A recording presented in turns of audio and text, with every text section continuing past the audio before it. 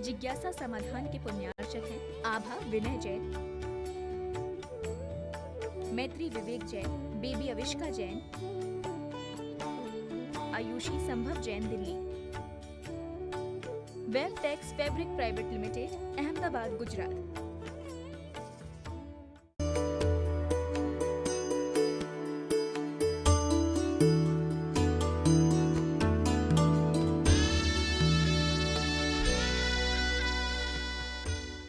पारिवारिक, सामाजिक एवं धार्मिक क्षेत्र में और अधिक क्षमता से कर्तव्यों का निर्वहन कर सकें।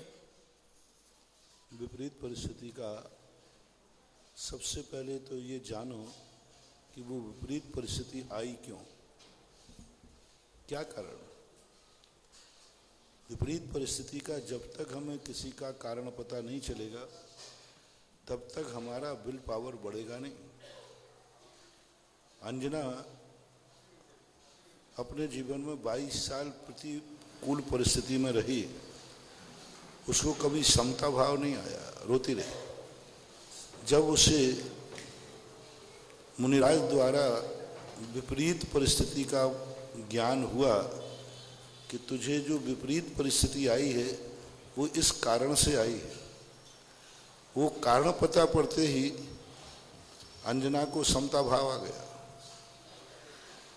उन्होंने कहा कि ये 22 वर्ष तक जो मुझे विपरीत परिस्थिति भोगी, वो सोचती थी कि पवनंजय के कारण है, सासू के कारण है, अनेक कारण दूसरे पे आरोप लगाती रही। लेकिन जब मुनिराज से पता चला कि ये पूर्व भाव में तूने धर्म कार्य में 22 मिनट का विघ्न डाला था, इसलिए तेरी दशा हुई, उसके बाद फिर अंजना कभी रोई नहीं, घबराई नहीं। उसने सीधा जान लिया कि मैंने खुद ने कर्म किया था, उसका फल तो भोगना पड़ेगा। इसलिए सबसे बढ़िया काम है विपरीत परिस्थिति को, क्यों आई ये विपरीत परिस्थिति, वस्तु स्वरूप विचार खुशी से सब दुख संकट सहा कर। दुखों के संकटों को सहन करने का सबसे बड़ा तरीका ये स्वाध्याय जो किया जाता है, ये प्रवचन जो सुने जाते हैं, ये सब किस लिए, इस चीज़ के लिए तो की जाते हैं जिससे हम अपने आए हुए संकट का कारण समझ सकें। और सबसे बढ़िया है वो पूजा की पंक्तियाँ।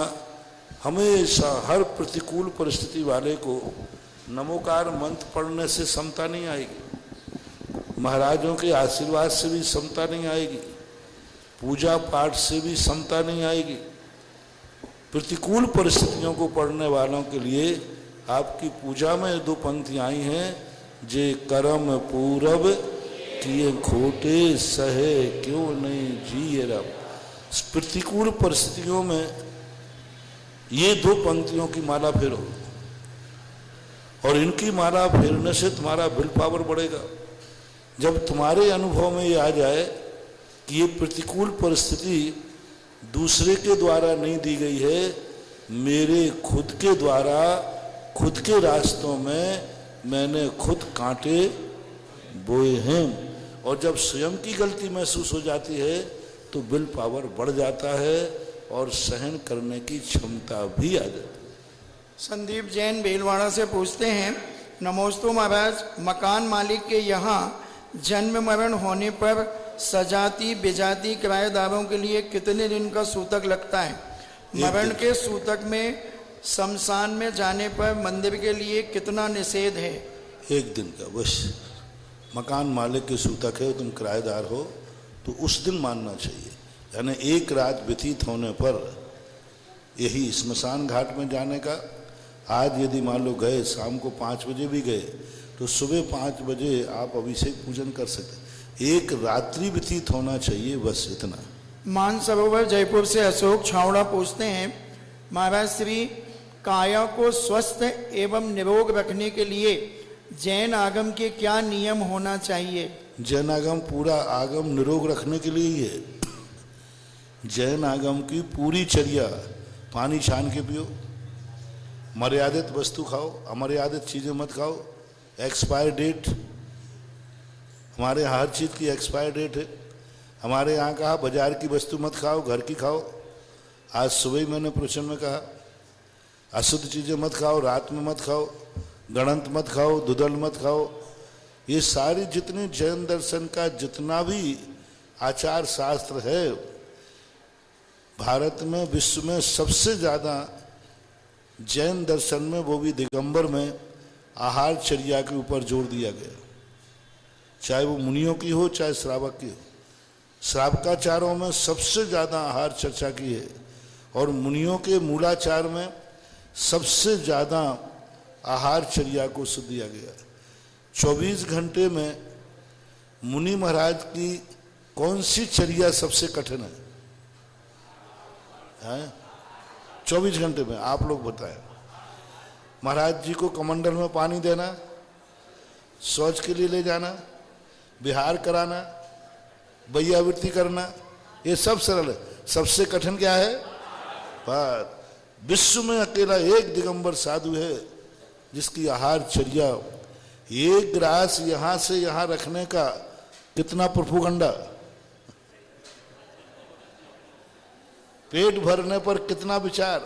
अरे पेट ही तो भरना है, कैसे भर लो जैसे आप लोग भरते हो। नहीं, जैन श्रावक और जैन साधु भूखा रह सकता है लेकिन यदवा तदवा चीजों से पेट नहीं भर सकता। तो सारी जैन फिलॉसफी, पूरा चरणान योग आरोग्यमय है। यदि पूरी चर्या पालन करते हैं तो बहुत सारी बीमारियों से बचा जा सकता है। नमोस्तु महाराज जी।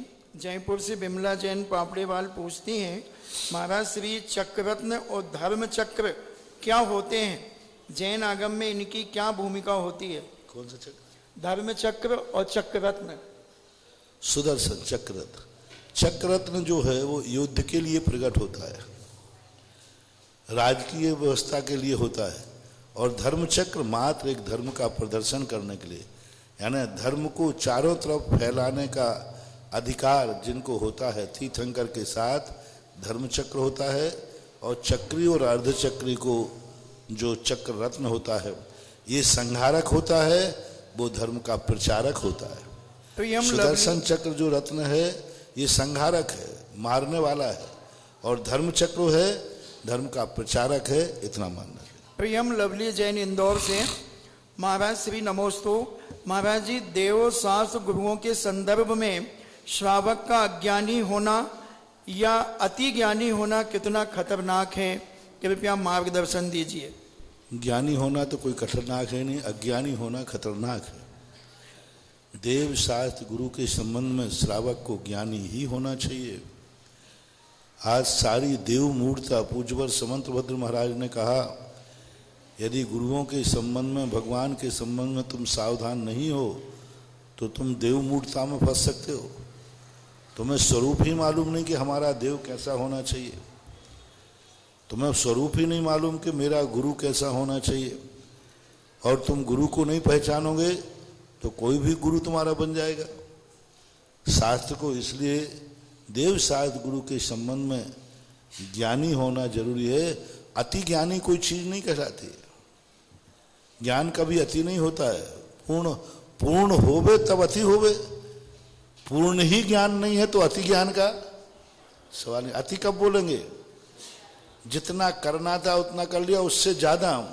तो कभी जिंदगी में शुद्ध केवली को भी पूरा ज्ञान नहीं है, वे भी अज्ञान परिचय से युक्त होते हैं। इसलिए ज्ञान होना जरूरी है। देव शास्त्र गुरु के संबंध में इतना ज्ञान तो होवे कि हमें उनके साथ क्या व्यवहार करना चाहिए, हमारे भगवान और गुरु का स्वरूप कैसा होना चाहिए, और हमारा उनके साथ किस प्रकार का संबंध होना चाहिए, इतना ज्ञान होना जरूरी है। डॉक्टर अमित जैन तलवाड़ा बांसवाड़ा से पूछते हैं, गुरुवर नमोस्तु।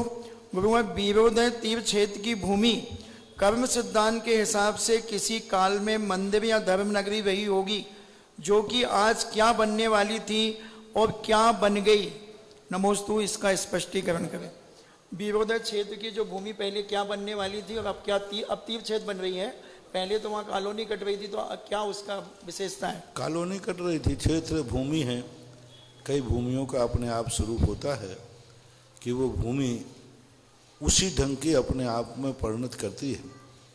भूमियाँ कई बार इतनी पावन होती हैं कि वे गृहस्थ को बसने नहीं देते, और कई भूमियाँ इतनी गंदी होती हैं कि उन भूमि पर मंदिर बनाना चाहो तो वो बनने नहीं देती हैं, और बनाओ तो फिर गड़बड़ होता है।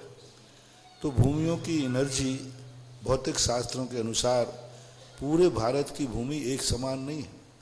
वास्तु में स्पष्ट उल्लेख मिला किस भूमि पर किसका मकान होना चाहिए।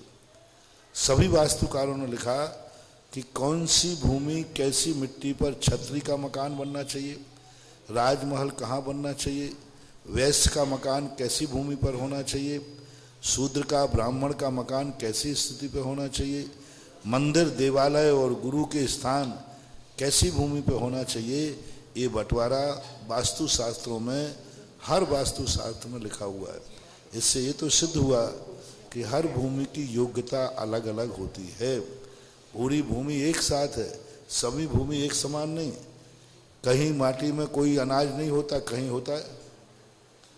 माटी तो सब है, लेकिन कई स्थानों पे ऐसा होता है फलाना बीज डालो तो होगा ही नहीं, दूसरा हो जाता है। राजस्थान में और पेड़ लगे ना, नीम ही नीम जरूर लगेगा, लेकिन उधर कश्मीर तरफ जाओ तो वहाँ नीम का पेड़ भी नहीं मिलेगा, वहाँ मीठे फल मिलेंगे, एप्पल के आदि के।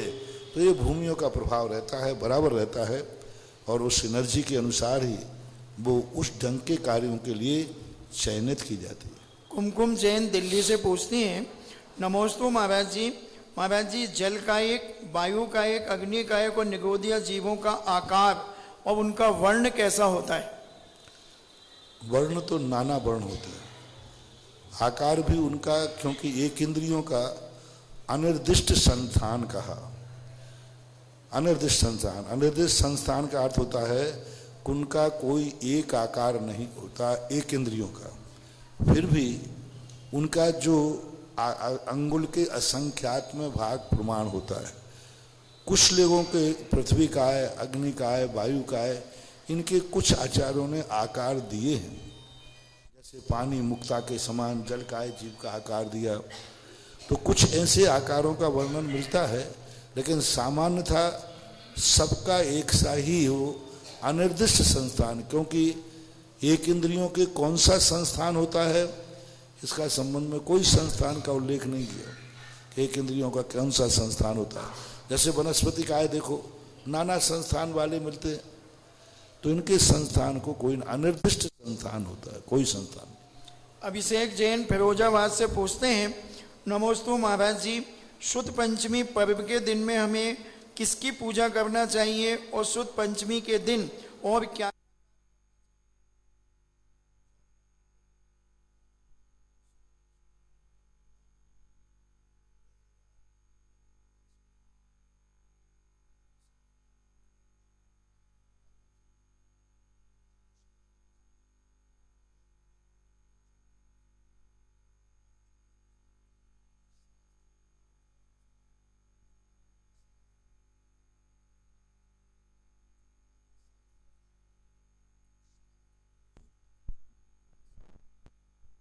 से अलग करने का तरीका तो नहीं है, तो यही मेरी कामना है। बहुत पहले आरएसएस को मैंने 1996 में रज्जु अपनी माँ से अलग करने का तरीका तो नहीं है, तो यही मेरी कामना है। बहुत पहले आरएसएस को मैंने 1996 में रज्जु अपनी माँ से अलग करने का तरीका तो नहीं है, तो यही मेरी कामना है। बहुत पहले आरएसएस को मैंने 1996 में, सबसे बड़ा तो शुद्ध पंचमी के दिन ये कार्य करना चाहिए। नमोस्तु। रोशनी अंकित जैन सागर मध्य प्रदेश से पूछते हैं, क्या गर्भवती महिला शांति धारा का पाठ कर सकती है और अपने गर्भस्थ शिशु के बारे में, उसके संबंध में शांति धारा में बोल सकती हैं? शांति धारा का पाठ नहीं किया जाता है। शांति धारा उसी समय करो जिस समय भगवान का अभिषेक होता है। पढ़ने में कोई बाधा नहीं है। मान लीजिए कोई गर्भवती महिला है और मंदिर में शांति धारा पुरुष लोग कर रहे हैं और महिला पढ़ रही है, तो कोई पढ़ने में कोई बाधा नहीं है, बल्कि होना ही चाहिए। ऐसा होना चाहिए कि पुरुष लोग अभिषेक करते हैं तो महिलाओं को अभिषेक पाठ पढ़ना चाहिए। कई स्थानों पर ऐसा बंटवारा है, पुरुष वालों से महिलाएं कहती आप लोग अभिषेक करो, लेकिन अभिषेक पाठ मैं पढ़ूंगी। तो महिलाओं को अभिषेक करने की मनाही है, अभिषेक पाठ पढ़ने की मनाही नहीं है। शांति धारा करने की मनाही है, शांति धारा महिलाएं पढ़ती हैं बैठकर, कोई बाधा नहीं, पढ़ना ही चाहिए। कम से कम पढ़ने का अधिकार तो आप लोगों को लेना ही चाहिए जब भगवान का भी, लेकिन अलग से उनका पाठ करना वो उचित नहीं, क्योंकि अभिषेक पाठ अभिषेक के समय ही, तो जो आप मंगलाष्टक पढ़ते हैं, आप लोग अभिषेक पाठ पढ़ते हैं पूरा, ये सब महिलाएं बैठ के पढ़ें, और महिलाएं बैठ करके जो प्रतिदिन आते हैं उसका वाचन करें, शांति धारा पढ़ें, पुरुष करें। मान लीजिए कहीं कम घर होते हैं तो पुरुष वर्ग शांति धारा कहता है, महिलाएं, बच्चियां, माताएं, पत्नियां, बहुएं बढ़िया अच्छी तरह शांति धारा पढ़ती हैं, पढ़ना चाहिए। नमोस्तु गुरुवर। रमेश गनिया गांधी धाम से पूछते हैं, गुरुवर 63 विधियां एक साथ किसी जीव को हो सकती हैं क्या? क्या गणधर परमेष्टि सभी 63 विधियों के धारक होते हैं? कृपया बताइए। समाहित रिद्धियां होती हैं कुछ। समाहित रिद्धियों का अर्थ एक रिद्धि होने पर दूसरी रिद्धि की जरूरत ही नहीं पड़ती, लेकिन फिर भी गणधर परमेष्टि और तीर्थंकर 63 रिद्धियों के धारी कहे जाते हैं। कहे जाते क्यों कहे जाते हैं? इनको वो प्राप्त उनसे संपन्न ही है। अब कुछ सिद्धियां ऐसी हैं जो उनमें समाहित होती हैं, जैसे तपों की 6 रिद्धियां हैं, तप्त तप, घोर तप, परम, तो ये एक सब में समाहित हो जाती है। वैसे तीर्थंकर और गणधर परमेष्टियों को 63 रिद्धियों का पूरा स्वरूप उनके पास रहता है, शक्ति रहती है, प्रकट रहती है, उसके धारी होते हैं। नेमीचंद जी जैन गोदा वैभव नगर से पूछते हैं, नमोस्तु महाराज श्री। महाराज श्री, मेरी जिज्ञासा मृत्यु भोज के संबंध में है। मृत्यु भोज आगम सम्मत भी नहीं है और सामाजिक बुराई भी है। जैन समाज भी इससे अछूता नहीं है। इस संबंध में जैन समाज को मार्गदर्शन की आवश्यकता है, कृपया समाधान करें। मैं बहुत बार मार्गदर्शन दे चुका। मृत्यु भोज एक बहुत बड़ा अपराध है, बहुत बड़ा पाप है। मृत्यु भोज देखो सामने दो चीजों की तरफ, पहले मृत्यु भोज कराने वाले कितने पागल हैं।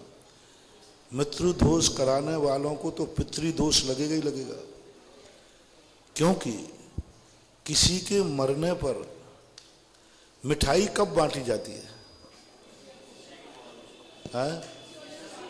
खुशी में कि दुख में? और तुम बाप के मरने पर मिठाई बांट रहे हो, यानी तुम्हें खुशी है, निपट गया, अच्छा रहा, खाओ रे मिठाई। नैतिकता के विरुद्ध है। नैतिकता के विरुद्ध है कि तुम्हारे घर में बाप मरा, पिता मरा, दादा मरा, गम की चीज है, और तुम मिठाई बना के कहाँ बांट रहे हो? तो वैसे ही तुम्हारे पितृदोष है। मरने वाला पिता जो सोचेगा, देखो इसको मेरे मरने की खुशी है, सबको मिठाइयाँ खिला रहा है। मुंह मीठा तो खुशी में कराया जाता है, दुख में नहीं। और समाधि मरण थोड़ी किया है उसने। और तुम इधर रो रहे हो, इधर मिठाई बांट रहे हो। इधर गम की 13 दिन तक क्या बैठाते हो? वो गम के लिए आओ बैठो, और जब जो कोई बैठने आवे और ऊपर रोते हो, और फिर कहते हो आओ मिठाई खाओ, पाखंडी कहीं के घरे आल हाथी। अरे एक तो बैठने आए तो रोवे, और रोने के बाद फिर मिठाई खिलावे, इसका अर्थ क्या है? किसी भी जैनागम में, किसी हिंदू शास्त्र में कहीं भी ये नहीं है। मुझे लगता है कि ये ऐसा कोई केस हो गया होगा, कोई ऐसा मर्डर केस हो गया होगा, किसी ने मार दिया होगा, तो लोगों ने कहा होगा कि भाई देख तूने इसको मार दिया, अपराध होगा, तो कैसे बचूं? बोले सबके मिठाई खिला दे तो सब तेरा पाप ढक जाएगा। अन्यथा ये आया कहाँ से? कोई कहीं सुराग हो जैन में, हिंदू में, वेदों में, पुराणों में कहीं भी इसका उल्लेख मिलना चाहिए। इतने बड़े बड़े राजा महाराजा मरे, इनके मरण हुए, सबके हुए। रावण का मरण हुआ, सबके हुए, लेकिन कोई पंगत नहीं, कोई भोज नहीं दिए गए। एक बात, करने वाला यदि अपने पूर्वजों के मरने पर मिठाई खिलाता है, भोज करता है, तो ये बहुत बड़ा पाप, उसके पितृदोष लगेगा और उनके पूर्वज कभी माफ करेंगे नहीं। खाने वालों के लिए है कि जो खाते हैं, उसके यहाँ वैसे कोई मर गया है, रोने बैठा है, और तुम वो खा करके आ रहे हो, महानुभाव भीख मांग के खा लेना, लेकिन किसी के यहां मौत हुई है तो मत खाना। सबसे बड़ा अपराध है, सबसे बड़ा भीख मांग लेना लेकिन मौत का भोजन नहीं करना। एक अन्य लोगों में तो इतनी विघटन परंपरा है। मैं शेखावाटी में बिहार कर रहा था, एक घटना ऐसी घटी क्योंकि एक व्यक्ति की मां मर गई, उसकी गरीब आदमी था, सारे पंच पहुंच गए, पिताजी मरे, पहले पिताजी मरे, सारे पंच पहुंच गए, मौसर कराओ नहीं तो आत्मा नहीं तरेगी, गांव में भटकते रहेंगे, भूतेड़ा होगा। उसके पास जो जायदाद थी बेचारे के पास, एक छोटा सा खेत था, बेच करके मौसर कराया, और वो मौसर कराया ही है, उसके बाद उसकी मां मर गई 15 दिन के अंदर ही, एक मौसर से निपटे ही। अब फिर गांव वाले आए, फिर मौसर कराओ। वो कहता साहब अब तो मेरे पास कुछ बचे ही नहीं, बाप मर गया, सब कुछ चला गया, खेत था वो बिक गया, अब मैं क्या करूं। गांव वालों ने इतना दबाव दिया, नहीं तेरी माँ फिर भूतनी बनेगी, चंडालनी बनेगी, डायन बनेगी और सारे गांव को परेशान करेगी। अब गांव के लोग तो ऐसे ही होते हैं। उसने कहा कि नहीं कराना ही पड़ेगा तुझे। उन्होंने कहा साहब कराता हूं। अंदर गया और उसने हाशिए से अपनी गर्दन काट दी, बोले लो मैंने मौसर कर दिया। अब वो जब मौसर की बात आई उसकी, अब पंचों ने जला करके जलाए, अब कोई मौसर, अब भूत नहीं लगेगा। अब सारे पंचों को मिलकर उसका मौसर करना चाहिए 13वां, नहीं कुछ नहीं हुआ। तो ये रूढ़ियां हैं, बिल्कुल खत्म करो, बहुत बर्बादी है। ये सब अमीर लोग बिगाड़ते हैं, अमीर लोग करते हैं तो गरीब सोचता है कि मैं अपने बाप का क्यों नहीं करूं।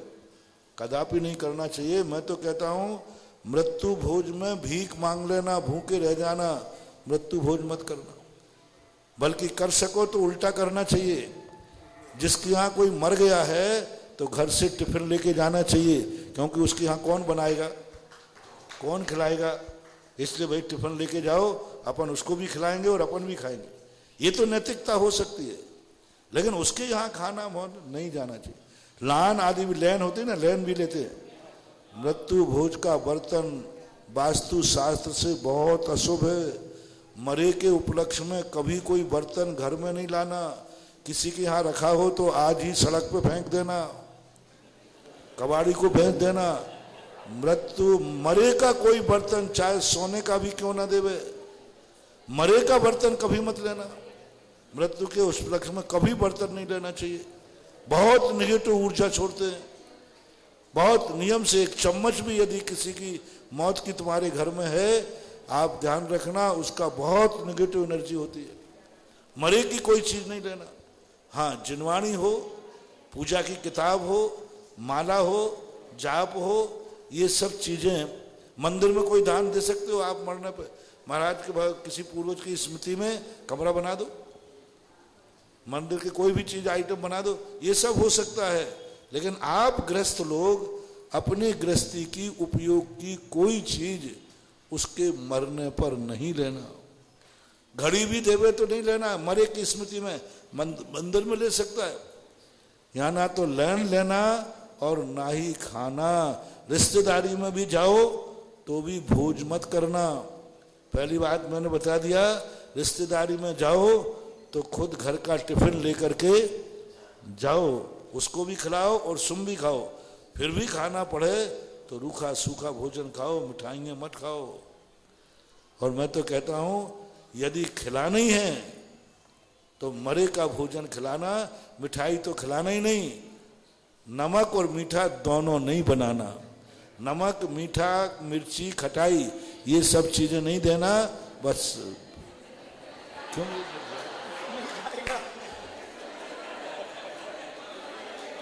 हाँ, दाल रोटी दे देना, उसमें नमक नहीं होना चाहिए, मीठा नहीं, मिर्ची, खटाई कुछ नहीं,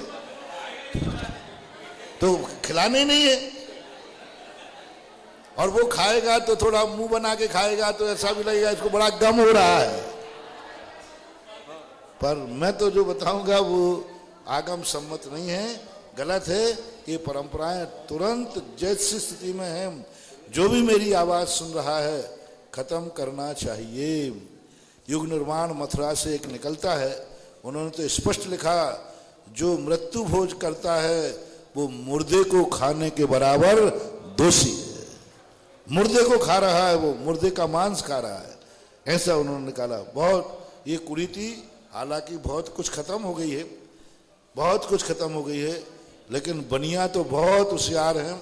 मृत्यु भोज बंद करके शांति विधान भोज रख दिया, यानी 13वें का शांति विधान करेंगे उसके उपलक्ष्य में भोज नहीं। वो विधान मौत का हुआ है तो उसके उपलक्ष्य में भोज नहीं कर सकते आप।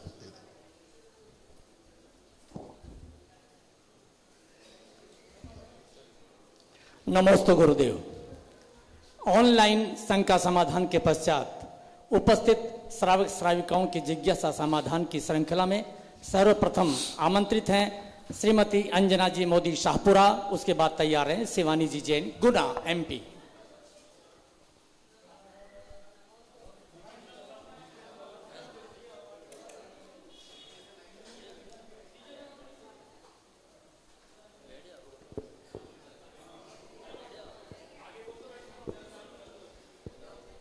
नमोस्तु गुरुदेव। मेरी जिज्ञासा यह है कि शांति धारा और अभिषेक में क्या अंतर है? शांति धारा और अभिषेक, अभिषेक का ही एक बड़ा रूप है। कोई भी क्रिया हम छोटे में करते हैं उसी को बड़े में करते हैं। पंचकल्याणक पूजा भी करते हैं, पंचकल्याणक विधान भी करते हैं, पंचकल्याणक अर्घ भी चढ़ाते हैं, तो एक बड़ा रूप कहलाता है। आप लोग एक सामान्य नहाते हैं और बड़े बड़े कार्यों में भी आप स्विमिंग पूल आदि कहीं विशेष स्थानों पर जाते हैं, तो उसको इसी प्रकार भगवान के अभिषेक में पाठ में उन मंत्रों को छोटा किया गया है और शांति धारा में उन मंत्रों को पूर्ण किया गया है, इसलिए अभिषेक का ही बड़ा रूप है। शिवानी जैन, उसके बाद तैयार रहे पारस जी ठोला। नमोस्तु महर्षि। मेरी शंका ये है कि एक कन्या का अपने जीवन में लक्ष्य क्या होना चाहिए? एक कन्या का अपने जीवन में लक्ष्य क्या होना चाहिए?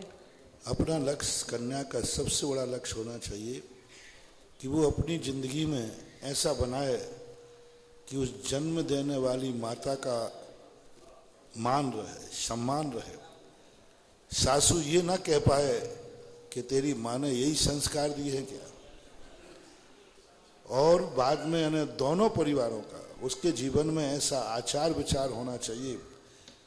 यदि कोई कन्या शादी के बाद ससुराल में प्रशंसा का पात्र बन जाता है और खास तौर से सासू परिवार के लोग एक बार के क्या माँ ने संस्कार दिए हैं, मेरा परिवार तो धन्य हो गया ऐसी कन्या को पाकर, बस ये सबसे बड़ा कर्तव्य है। और ससुराल जाने के बाद उन लोगों ने कहा ओहो कैसी माँ ने इसको पाला है, वो माँ कैसी होगी, यही संस्कार दिए, इससे बड़ा अभिशाप कन्या को नहीं हो सकता। इसलिए कन्या को ससुराल जाने के बाद सबसे पहले एक कार्य करना है कि वहाँ माँ की निंदा नहीं, माँ की प्रशंसा। यदि माँ की प्रशंसा हो जाती है तो तुम्हारा सबसे बड़ा कर्तव्य पूरा हो गया। बस एक ही ताकत लगाओ, मैं जिस घर में जाऊंगी उस घर में माँ बाप की प्रशंसा करा के रहूंगी, और वो घर वाले प्रशंसा करेंगे तो यह सबसे बड़ा कर्तव्य होना चाहिए। क्योंकि कन्या का दुहिता कहा जाता है। धनंजय कवि ने कन्या को दुहिता, दुहिता बोलते हैं दो परिवारों का हित करने वाली, दुहिता यानी दो परिवारों का जो हित करती है, दो परिवारों का जो इज्जत है, दो परिवारों का जो मान सम्मान है, वह करने वाली दुहिता कहलाती है।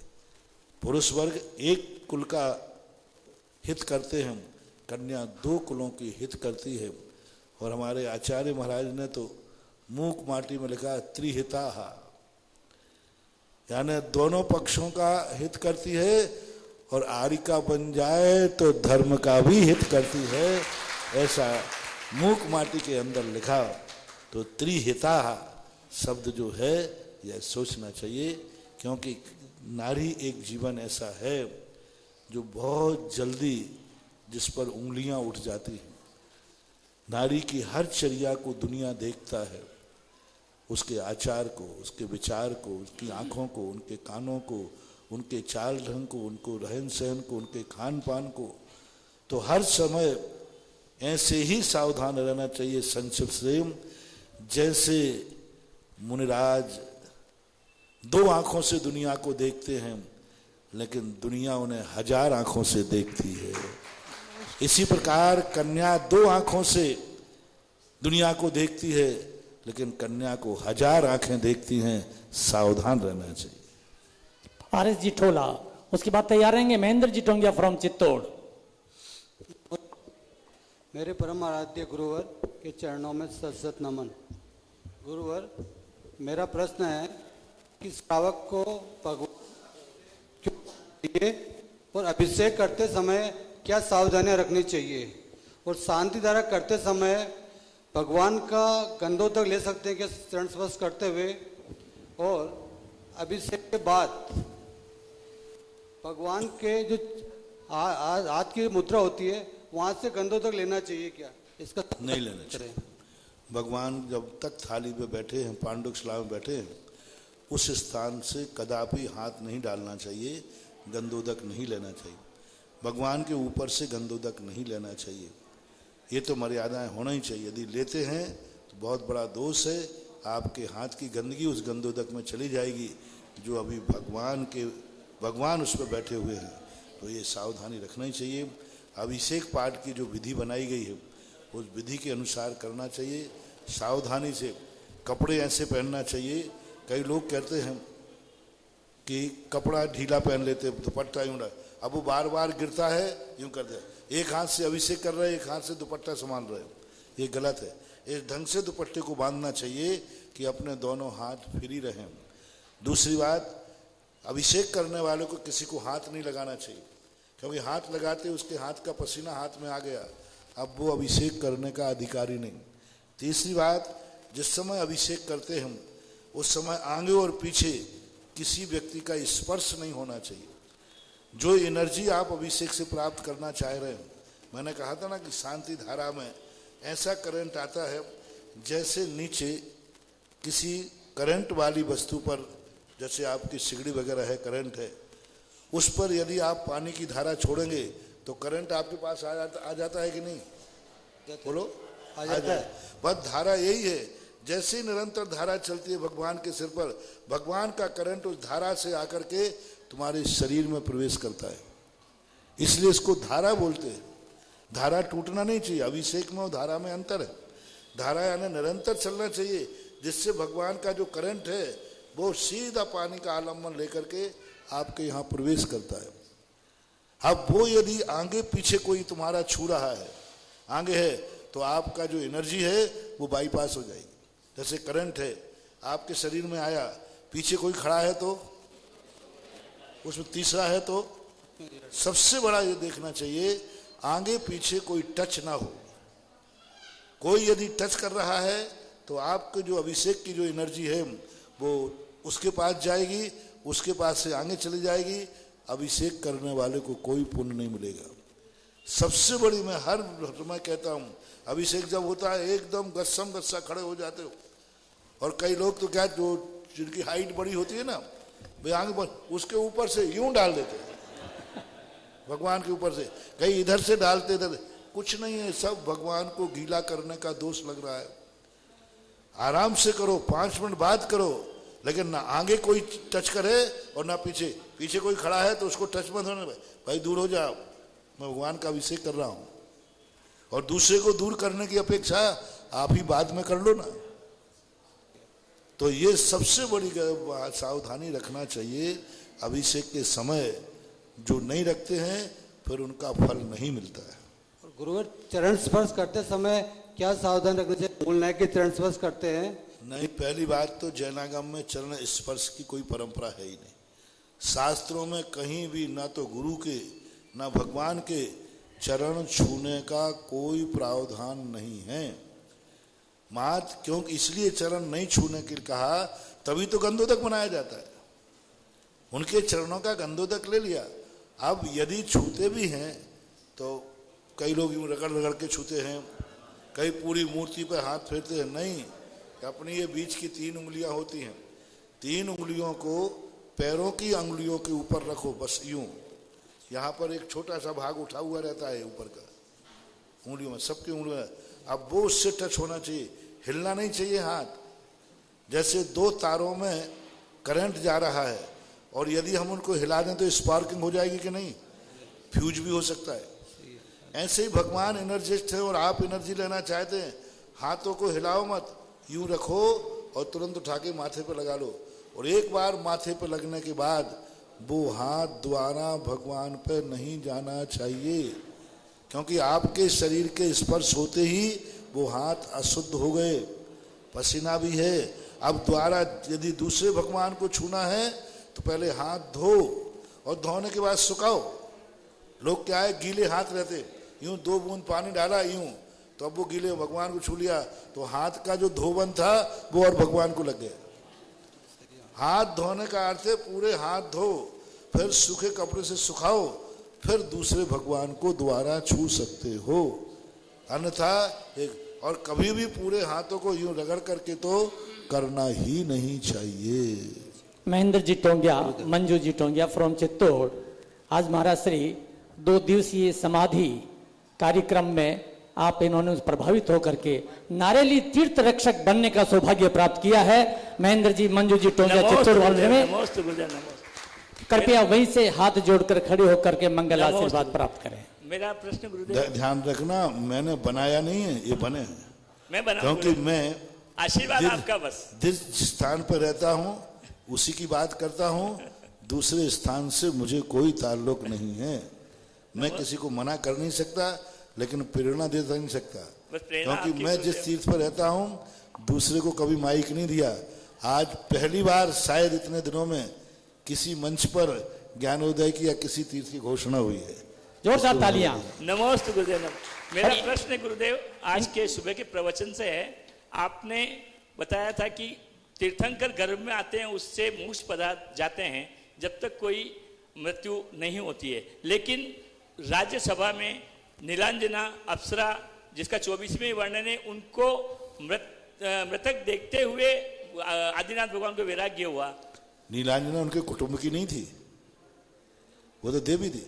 ये नहीं कहा कि दुनिया में कोई मरता ही नहीं है, उनसे रिलेटेड उनका उनसे हाँ, तो अब नीलांजना तो मरेगी, ऐसा थोड़ी है कि 83 लाख पूर्व तक संसार में अब कोई मरेगा ही नहीं। उनसे ब्लड रिलेशन, सवाल ब्लड रिलेशन जो है उनसे, और निकटवर्ती रिश्तेदार में भी नहीं मरता, नहीं तो उसकी मौत में जाना पड़ेगा। मान लो ससुराल में कोई मर जाए तो फिर जाना पड़ेगा कि नहीं, तो वो नहीं जाते। तो एक उनकी एक व्यवस्था है, तीर्थंकरों को वियोग जन्य दुख नहीं होता, वियोग जन्य ऐसा। नमस्ते। इनके बाद तैयार रहेंगे अक्षता जी गंगवाल और फिर उसके बाद ज्योति जैन। नमोस्तु महाराज श्री। महाराज श्री, मेरा प्रश्न ये है कि आपके सानिध्य में शीलोदय, गुणोदय, सुदर्शनोदय तीर्थ क्षेत्र, जहाँ पे कुछ भी समाज नहीं थी, मतलब मात्र 3 घर की समाज, और वो आज तीर्थ अपनी भव्यता को प्राप्त कर चुके हैं। लेकिन एक और महाराज श्री, जो राजस्थान का सम्मेद शिखर कहा जाता है, चमलेश्वर पार्श्वनाथ तीर्थ क्षेत्र, जहाँ पे महाराज श्री 500 घर की समाज होगी अप्रोक्स, और भीलवाड़ा शायद 60% उसी से बसा हुआ है, तो वो अपनी भव्यता क्यों नहीं प्राप्त कर पा रहा? और अभी आपने कहा था कि कुछ माटी की भी ऐसी वो होती है कि इस वजह से, तो क्या पुण्य ऐसा है या वहाँ की भूमि की? सबसे बड़ी बात क्या है, चौलेश्वर तीर्थ क्षेत्र तो को विकास करने के लिए मुझे मात्र 1 हफ्ता लगेगा, इससे ज्यादा नहीं। नमस्ते महाराज श्री, नमस्ते।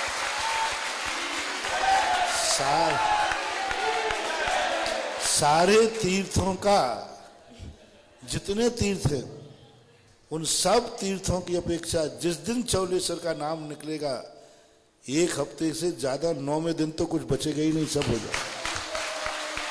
क्योंकि चौलेश्वर एक ऐसे श्रद्धा का विषय है, आज तक किसी तीर्थ क्षेत्र पर भजन नहीं बना और चौलेश्वर का पारस प्यारा लगा। लेकिन क्या करें, कुछ मजबूरियां ऐसी हैं, कुछ आपसी विद्वेष के कारण से प्रतिपक्षी कुछ करने नहीं देता।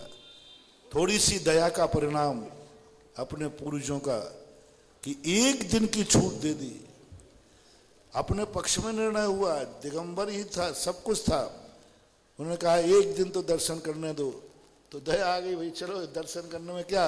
अब वो एक दिन का दर्शन ऐसा कांटा बन गया कि अब वो कांटा बहुत कठिन है, परिस्थितियां ऐसी हैं कि वहाँ करने में बहुत दिक्कत है।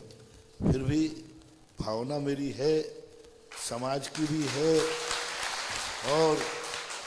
और मौका जब मिलेगा तो चूकूंगा भी नहीं। और हमारे सारे भक्तों से कहना है, जिस दिन चौलेश्वर की आवाज आवे अभी से तिजोरियों में कुछ कुछ रखना शुरू कर देना। चौलेश्वर के नाम से बिल्कुल जिस दिन आवाज आवे उस दिन तुम ऐसे टूट पड़ना कि हमने तो हफ्ता कहा और तुम 24 घंटे में पूरी कर देना। क्योंकि चौलेश्वर है एक अपने आप में, उसका महिमा है, सब कुछ है। लेकिन कई बार पृथ्वी भी क्या करे, जब कोई लड़ने वाला सामने ऐसा आ जाए जो अन्यायी हो तो क्या कर सकते हैं। फिर भी भावना भाए कि ऐसा समय आए कि चौलेश्वर पारसनाथ भी अन्य तीर्थों के समान अपनी ऊंचाइयों पर पहुंचे, उसका जीर्णोद्धार हो, विकास हो, और ऐसा भी न, और बनने की क्षमता है उसमें। कुछ दोष जितने निकाल सकता था, 2-3 बार चौलेश्वर गया, लेकिन बस कुछ मजबूरियां ऐसी हैं जिन मजबूरियों को मैं यहाँ बोलना उचित नहीं है, आप सबको मालूम है, इतना ही संकेत कर दिया। फिर भी उम्मीद है, भावना करो, भावना फलदायिनी होती है। हाँ, सारे लोग ये भावना करें तो हो सकता है एक दिन वो कार्य हो जाए जो अपन सब चाहते हैं। ज्योति जैन उसके बाद तैयार हैं ऋषभ जैन। मुनिवर के चरणों में बारंबार नमोस्तु। मुनिवर, जब तीर्थंकर बालक का जन्म होता है तो एक क्षण के लिए सब नरकों में शांति छा जाती है। तो अभी दुनिया में इतने पंच कल्याणक हो रहे हैं, उसमें जब बालक का जन्म होता है तो क्या उस टाइम भी शांति छाती है? नहीं, क्योंकि साक्षात तीर्थंकर में और स्थापना निक्षेप में अंतर है। स्थापना निक्षेप से भक्तों की भक्ति के अनुसार शांति होगी, और साक्षात तीर्थंकर के जन्म के समय उन तीर्थंकर के पुण्य और वर्गणाओं से शांति होती है। ये तो अपन स्थापना निक्षेप से कर रहे हैं, तो अपनी भक्ति का जो प्रभाव है वह जितनी सीमा तक रहेगा उतनी शांति फैला सकता है। लेकिन तीर्थंकरों की जो साधना होती है वो 3 लोक में शांति पैदा करती है। तो ऐसा नियामक नहीं कह सकते हैं, लेकिन कुछ ना कुछ प्रभाव तो पड़ता ही है। ऋषभ जैन आगे तैयार हैं। सरला जैन। नमोस्तु भगवान। महाराज जी, मेरा प्रश्न ये है कि अक्सर दिल और दिमाग की दौड़ में हम हार जाया करते हैं या हम निर्णय नहीं ले पाते हैं। तो महाराज जी, मेरी जिज्ञासा ये है कि निर्णय लेने में बड़ा दिल का होना चाहिए या दिमाग का होना चाहिए? दिल और दिमाग की जो दौड़ है वे बेचारे दौड़ते ही नहीं है, ना दिल दौड़ता है ना दिमाग दौड़ता है। हमारे अंदर की जो इच्छाएं हैं वो दौड़ती है। दिल और दिमाग दोनों अलग अलग जब हो जाते हैं तो वहां पर निर्णय करने की क्षमता नहीं होती। दिल चलता है संस्कारों से, आस्थाओं से, और दिमाग चलता है दुनिया के आकर्षणों से। दिल का संबंध है हमारे पूर्वजों से, हमारे भगवान से, हमारे गुरुओं से। ये उनकी बात को केयर करता है, कुल जाति के संस्कारों की केयर करता है। और दिमाग आधुनिकता पर जाता है, दिमाग डेकोरेशन पर जाता है, दिमाग बाहरी विषय कसायों की तरफ जाता है। जब ये दिमाग दिल की तरफ मुड़ जाए उसी दिन निर्णय सही होना शुरू हो जाते हैं।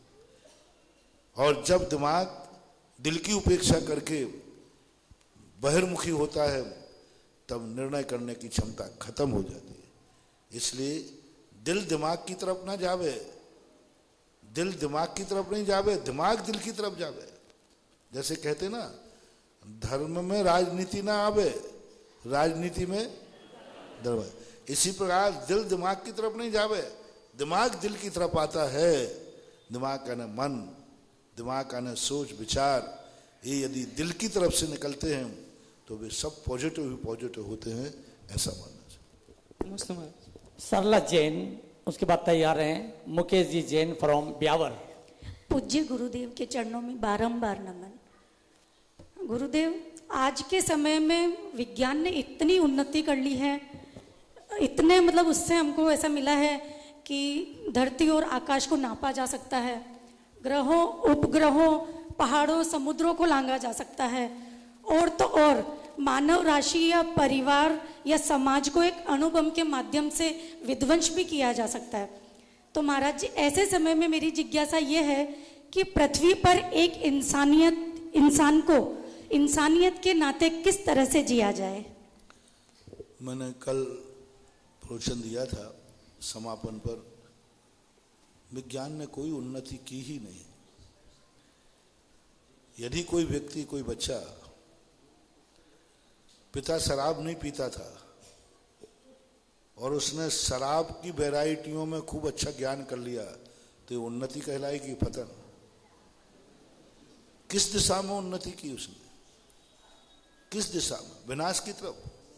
परिवारों को तोड़ दिया, समाज को तोड़ दिया, रिश्ते खत्म कर दिए, आचार विचार को छोड़ दिया। आज हमें अच्छे गेहूं अच्छी सब्जियां मिलती थी, आज विज्ञान ने इतना आविष्कार कर दिया कि आज हमें अनाज और सब्जियां में जहर मिल रहा है। किसने किया ये आविष्कार? हमारी सब्जियां, हमारा गेहूं, हरी साग सब्जी अच्छी मानी जाती थी, लेकिन विज्ञान ने ऐसे केमिकल्स तैयार कर दिए, आज सब्जियों में जहर आ रहा है कि अमृत? तो बोलो, ये विकास किया कि सब्जियों में जहर घोल दिया, अनाज में जहर घोल दिया। दूध आता था, दूध हमेशा गाय से आता था, आज दूध किस किस प्रकार से बनने लगा? ये किसकी खोज है? विज्ञान की। सिंथेटिक दूध आने लगा।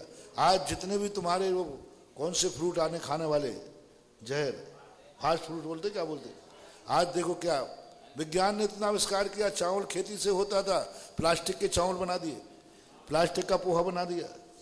आज कितना बड़ा आनंद किया, हर घर में इतने टीवी लगा करके कितनी रेजों के लिए खोखला कर दिया।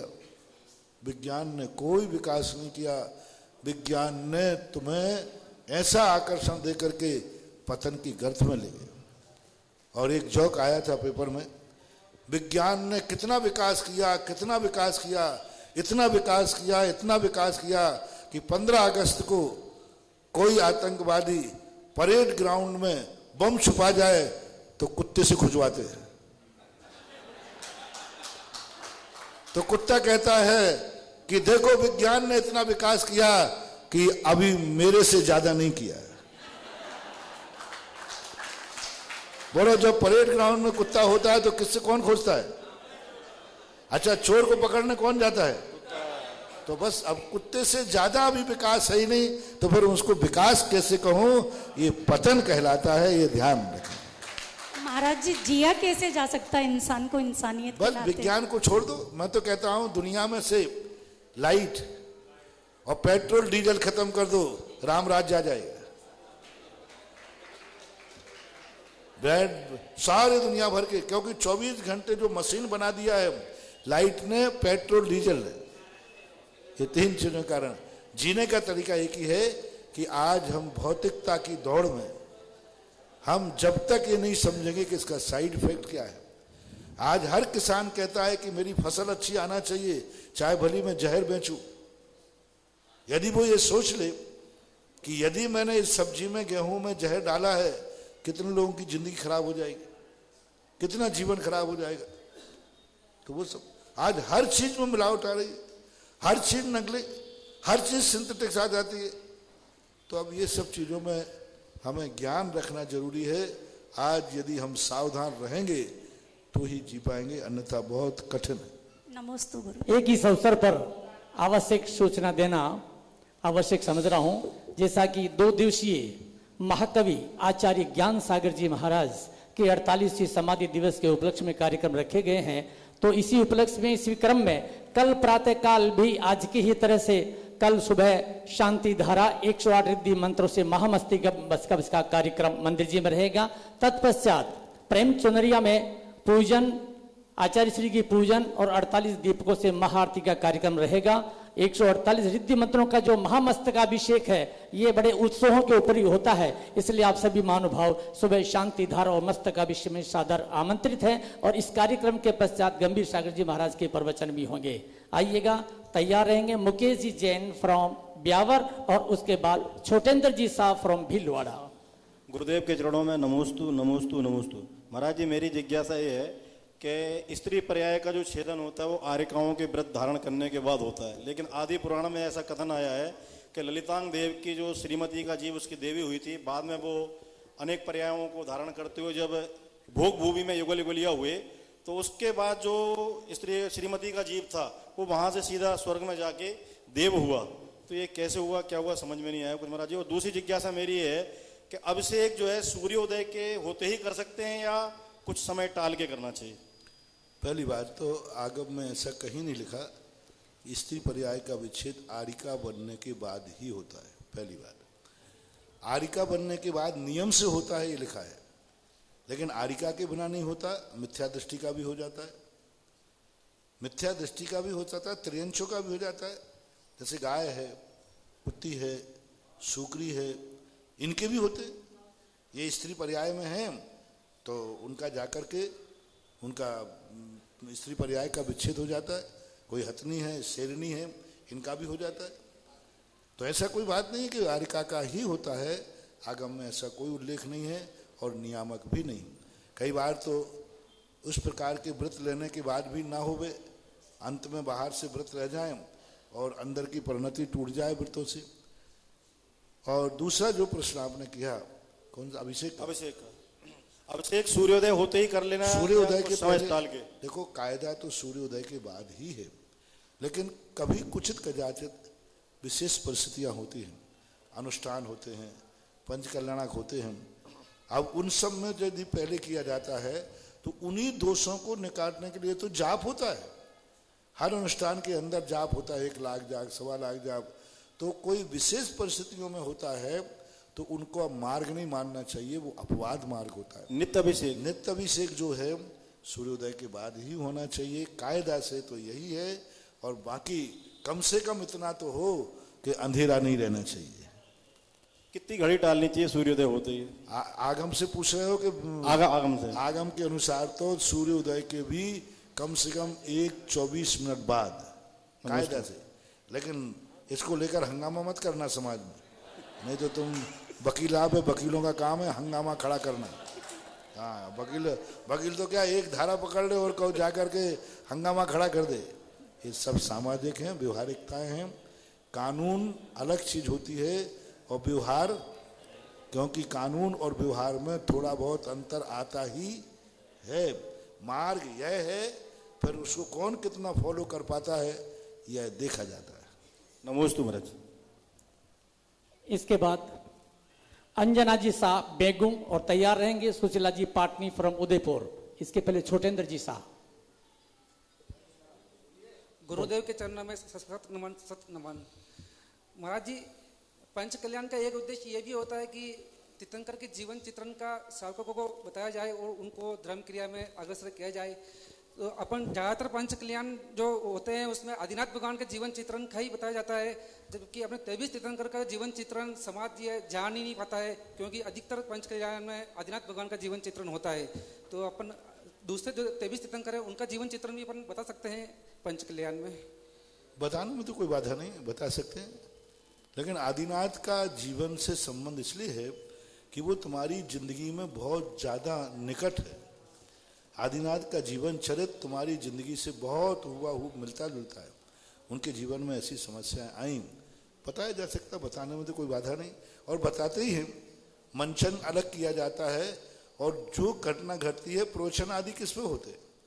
गर्भ कल्याणक, जन्म कल्याणक, उनकी शिक्षा के ऊपर प्रवचन ही होते। प्रवचनों के माध्यम से उन क्रियाओं का महत्व बताते आए हैं, बताए जा रहे हैं, बताते ही। एक आवश्यक सूचना फिर दे रहा हूं।